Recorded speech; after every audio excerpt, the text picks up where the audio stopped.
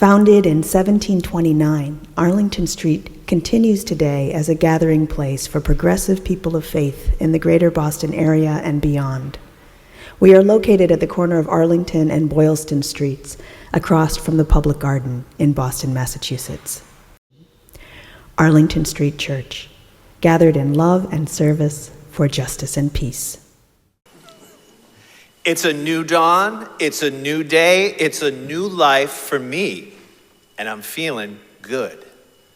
Words made famous by American singer, pianist, songwriter, and civil rights activist Nina Simone.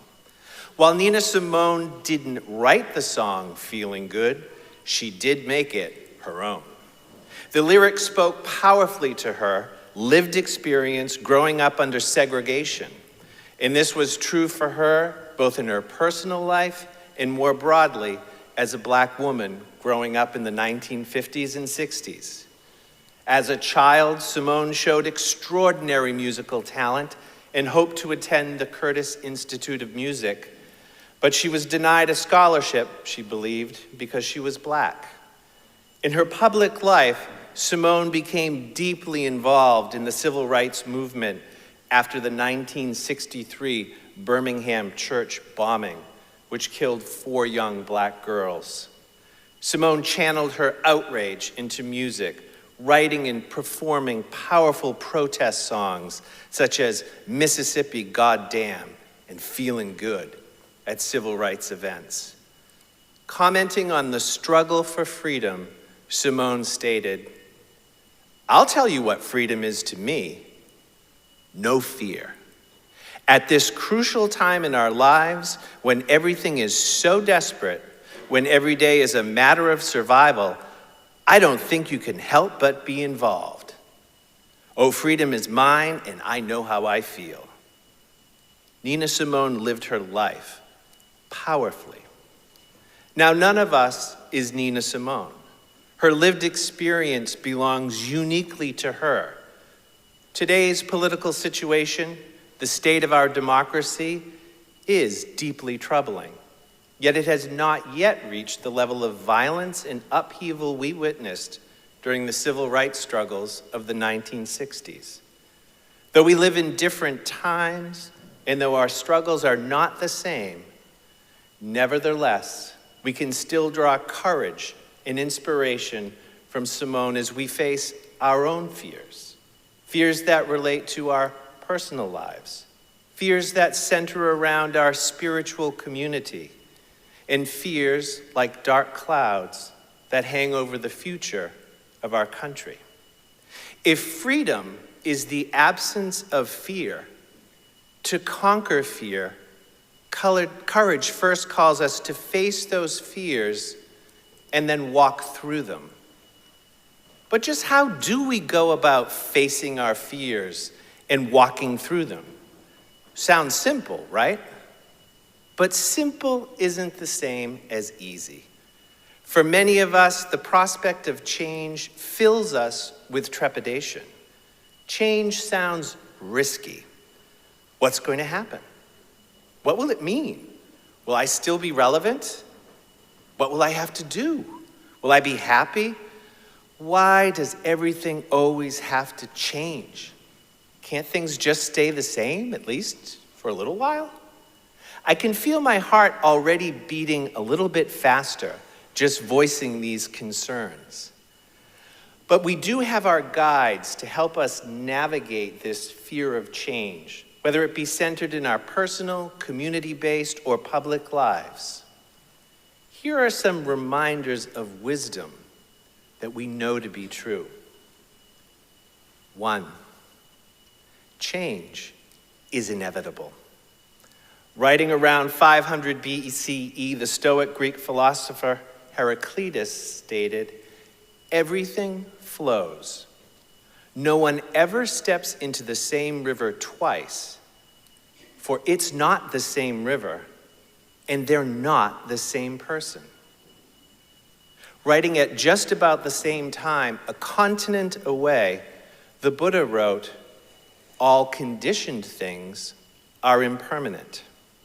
Now, whether your approach is more Western or Eastern, the fundamental proposition of the Stoics and the Buddhists remains the same. Nothing stays the same. Everything is impermanent. But if we truly accept that everything is impermanent, why do we get so verklempt about the prospect of change? 2. Put on a new set of glasses. Around 100 CE, about 600 years after Heraclitus and Buddha were writing about impermanence, the Stoic Greek philosopher and practical ethicist Epictetus addressed the question of why we become fearful about change.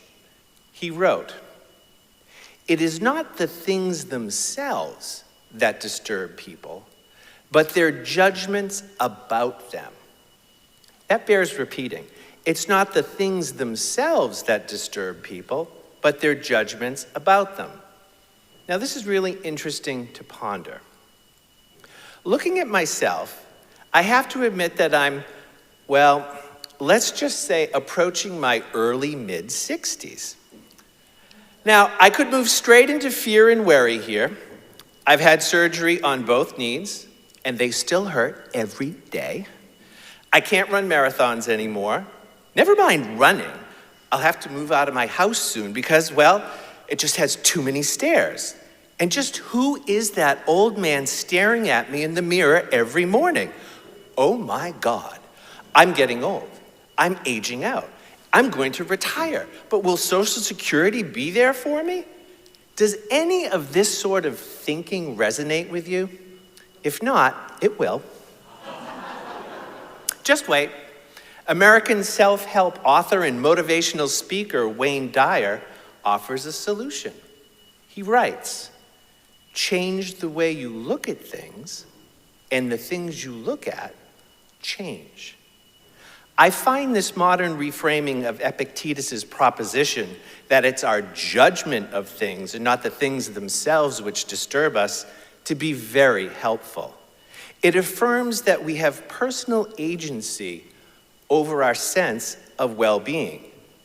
Change the way we look at things, and the things we look at change. So what if I'm in my 60s? So what if I have white hair and wrinkles? So what if my knees hurt and I can't run anymore? Rather than view these truths as evidence of deprivation or degeneration, I choose to view them through the lens of opportunity. That's right, opportunity. Rather than running around the Charles in the middle of the winter training for the Boston Marathon and freezing my tuchus off, I can go to hot yoga instead and get all toned, balanced, and zenned out. I can retire and grow out all my crazy white hair and tie it up in a man bun and care less what anyone else thinks about it. I can cultivate my eccentricities. I can retire and devote more time to ministry instead of helping people buy and sell houses. Doesn't that sound a little more life-affirming? Change the way you look at things, and the things you look at change. 3, acceptance is the answer. The Big Book of Alcoholics Anonymous tells us, when I am disturbed, it is because I find some person, place, thing, or situation, some fact of my life unacceptable to me, and I can find no serenity until I accept that person, place, thing, or situation as being exactly the way it is supposed to be at this moment. Acceptance is the answer to all my problems today. Now, acceptance doesn't mean giving up, rolling over, or approving of the situation, whatever it may be. It's about recognizing reality without thrashing about in unnecessary emotional struggle. If it's raining out and we have to go outside, acceptance is recognizing it's raining, grabbing the umbrella, and heading out the front door rather than having a tantrum. Or, like my dog Ahab, laying down on the floor and steadfastly refusing to move or get up as soon as he realizes it's raining outside. Writing on what she calls radical acceptance, American clinical psychologist, meditation teacher, best-selling author Tara Brach writes, "Radical acceptance is the willingness to experience ourselves and our lives as they are. Acceptance of something does not mean that we have to like it or that we shouldn't move to change it. Accepting reality fully," she argues, "is the first step to taking effective action." I quote, "Clearly recognizing what is happening inside us and regarding what we see with an open, kind, and loving heart is what she calls radical acceptance." How much more positive and life-affirming could our view on our own personal lives, our communal life, and our lives in the public square be if we were to adopt the practice of radical acceptance before we move into action? 4, remember, everyone is always doing their best. Marshall B. Rosenberg, the founder of nonviolent communication, advises us to assume that everyone is doing the best they can. In nonviolent communication, Rosenberg emphasizes what he calls compassionate understanding. Even when someone acts in a way we find frustrating or hurtful, it's usually because they're trying to get their needs met the best way they know how. He writes, "When we assume that everyone is doing the best they can, we can stop judging them and instead try to understand what needs or feelings are driving their behavior." This principle encourages empathy rather than judgment, helping us respond more skillfully to conflict.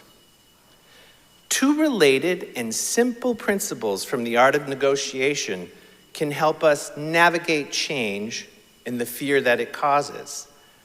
The first is come from curiosity, and closely related is the second, first seek to understand. These principles are especially relevant in community life and life in the public square. By asking questions, by entering into true dialogue with the people with whom we disagree, we come from curiosity in a non-confrontational way. When we listen to seek to understand what others think and discover why, possible ways of working together may arise. When we take the time to understand others' viewpoints, our own levels of fear decrease, as do the levels of fear with the ones we are in dialogue with. As a community and as a nation, we are all not going to agree on the best course forward. But by first coming from curiosity and seeking to understand, we can disagree respectfully, compassionately, non-judgmentally, and then work towards a common solution. And finally, 5, the choice is ours. Psychiatrist and Holocaust survivor Viktor Frankl wrote his famous book, Man's Search for Meaning, after surviving Nazi concentration camps during World War II. In the first part of his book, Frankl reflects on the psychological experiences of the prisoners and what allowed some people to endure extreme suffering while others lost hope. He writes, "Everything can be taken from a person but one thing, the last of the human freedoms, to choose one's attitude in any given set of circumstances." This quote comes from Frankl's observation that external freedom was entirely stripped away, yet inner freedom remained a possibility. While prisoners could not control their environment, their treatment, their fate, they could still choose how they responded internally. Those who found meaning through love, faith, future purpose, or moral choice were more resilient, he found. Frankl emphasizes that this inner choice was not easy, automatic, or constant, but it was real. Choosing one's attitude did not remove the suffering, but it prevented suffering from destroying one's humanity. Ultimately, the choice of how we make meaning in any given circumstance is up to us. The choice is ours. My spiritual companions, our forebears offer us powerful examples of how to navigate change, how to overcome fear, and walk through it towards a solution. And this is true whether the change relates to our personal lives, our lives as members of a spiritual community, or our lives in the public square. Nina Simone said, "Freedom is no fear." To overcome our fears, courage first calls us to face them and then to walk through them. Remember, change is inevitable. No one ever steps into the same river twice, for they are not the same person, and it is not the same river. It does no good to fear what is inevitable. When I am disturbed, it is because I find some person, place, or thing unacceptable to me, and I can find no serenity until I accept that person, place, or thing is exactly as they should be. Acceptance is the answer. I don't have to like change, but I do have to accept it radically, compassionately, and non-judgmentally before I choose to move into action. Yes, I'm getting older, and I accept that there are certain things I can just no longer do. But so what? I choose to change the way I look at things, and in fact, things change. More ministry, less real estate, out with the running, in with the yoga, in with the meditation. And as Viktor Frankl said, everything can be taken from a person, but one thing, the last of the human freedoms, to choose one's attitude in any given set of circumstances. As a nation, we are lurching towards autocracy. We cannot undo past elections or relitigate recently decided cases. We don't have to like it, but we have to accept it. I choose to try to understand what has led our nation down this path. How has our government so failed, so many, for so long, that their best answer is to tear down our democratic institutions? I think I'm beginning to understand, but I'm not there yet. Meanwhile, I'm proud to be a member of this community, one that chooses to show up in large numbers at the No Kings demonstrations and at the commemoration of World AIDS Day, one that helps feed those who experience food insecurity through the Friday night supper program, our food pantry, and the donation of Trader Joe's gift certificates, and one that shows up at the Burlington ICE facility to provide witness and compassion to those who have been detained. I accept that as a faith community, we are in transition. We were blessed with 35 years of extraordinary ministry. How lucky are we? And now it's time to embrace possibility. With curiosity and compassion for each other, time to live into the questions of who we are and who we want to become as a faith community. I wonder, how best can I be of service during this time of transition?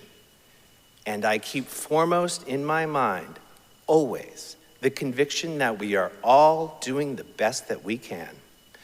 I choose to be on this journey with you, together, working to create our shared future, finding strength in being together, in answering the call of love, of taking action by living into our Unitarian Universalist values, and in choosing to see the beauty in our flawed humanity and in our imperfect world.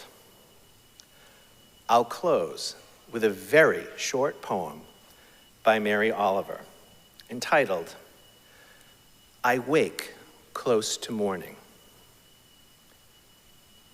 Why do people keep asking to see God's identity papers when the darkness opening into morning is more than enough? Certainly, any God might turn away in disgust. Think of Sheba approaching the kingdom of Solomon. Do you think she had to ask, is this the place? Yes, this is the place. Yes, it's a new dawn, it's a new day, it's a new life, and I'm feeling good. Happy New Year. May it be so. Blessed be. Amen. The words for our benediction this morning are by Kalidasa. Look to this day, for it is the life, the very life of life. In its brief course lie all the verities and realities of your existence, the bliss of growth, the glory of action, the splendor of beauty. For yesterday is but a dream, and tomorrow only a vision. But today, well lived, makes every yesterday a dream of happiness, and every tomorrow a vision of hope. Look well, therefore, to this day. Such is the salutation of the dawn. Love is the spirit of this congregation. May it hold us all until we meet again. Let us keep this faith, beloveds, and pass it on. The service begins when the service ends. I love you. Amen.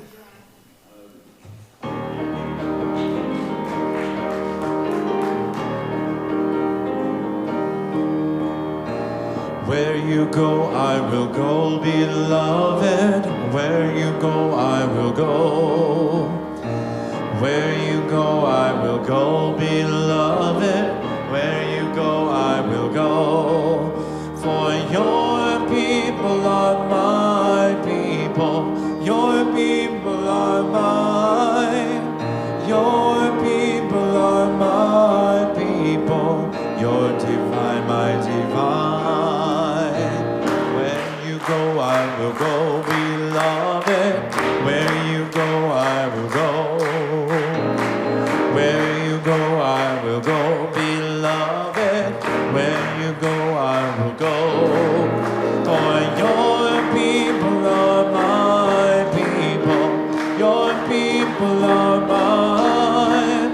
Your people are my people. Your divine, my divine.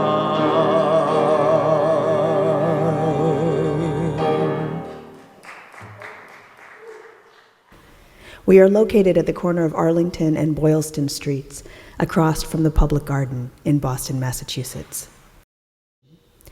Arlington Street Church, gathered in love and service for justice and peace.